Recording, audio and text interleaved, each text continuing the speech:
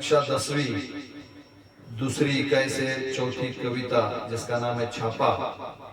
ओम प्रकाश जिन्हें आदित्य नाम से भी जाना जाता है, उनका उपनाम आदित्य है। इनके द्वारा लिखी गई यह आज की कविता छापा, जिसे हम पहले अच्छे से पढ़ेंगे और उसमें निहित अर्थ को समझने का प्रयास यहाँ हम करेंगे। देखो क्या है कविता में। मेरे घर छापा पड़ा, छोटा नहीं बहुत बड़ा। वे आए, घर में घुसे और बोले, सोना कहाँ है? मैंने कहा, मेरी आंखों में है, कई रातों से सोया नहीं हूं। वे होश में आकर बोले, स्वर्ण दो स्वर्ण। मैंने जोश में आकर कहा, स्वर्ण मैंने अपने काबे में बिखेरे हैं, उन्हें कैसे दे दूं? वे झुंझला कर बोले, तुम समझे नहीं, हमें तुम्हारा अनधिकृत रूप से अर्जित अर्थ चाहिए। मैं मुस्कुराकर बोला, अर्थ मेरी नई कविता में है, तुम्हें मिल जाए तो ढूंढ लो।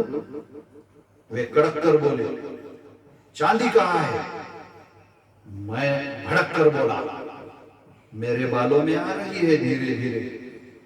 वे उद्भ्रांत होकर बोले, यह बताओ तुम्हारे नोट कहाँ है? परीक्षा से 1 महीने पहले तैयार करूंगा।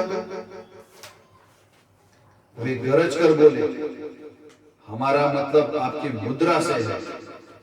मैं लरज कर बोला, मुद्राएं? आप मेरे मुख पर देख लीजिए। वे खड़े होकर कुछ सोचने लगे, फिर शयन कक्ष में घुस गए और फटे हुए तकिए की रुई नोचने लगे। उन्होंने टूटी अलमारी को खोला, रसोई की खाली पीपियों को टटोला, बच्चों की गुल्लक तक देख डाली, पर सब में मिला एक ही तत्व, खाली। कनस्तरों को मटकों को ढूंढा, सब में मिला शून्य ब्रह्मांड।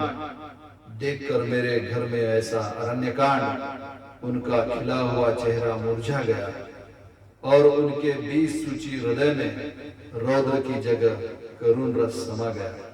वे बोले, क्षमा कीजिए, हमें किसी ने गलत सूचना दी। अपनी असफलता पर वे मन ही मन पछताने लगे। सिर झुकाकर वापस जाने लगे। मैंने उन्हें रोककर कहा, ठहरिए, सिर मत धुनिए, मेरी बात सुनिए। घर में अधिक धन होता तो आप ले जाते।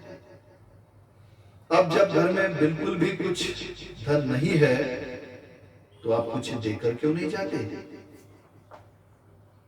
जिनके घर में सोने चांदी के पलंग और सोफे हैं, उन्हें तो आप निकलवा लेते हैं।